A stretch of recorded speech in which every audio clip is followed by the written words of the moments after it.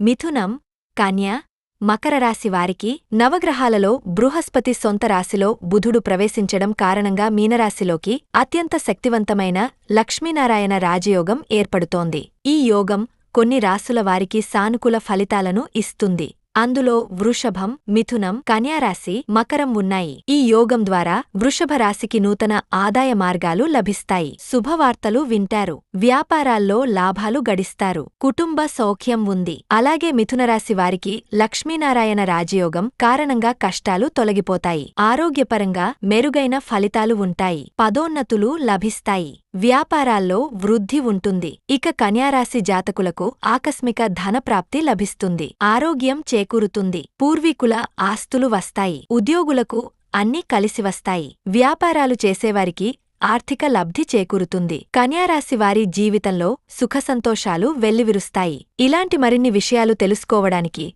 మా ఛానల్ని సబ్స్క్రైబ్ చేసుకోండి.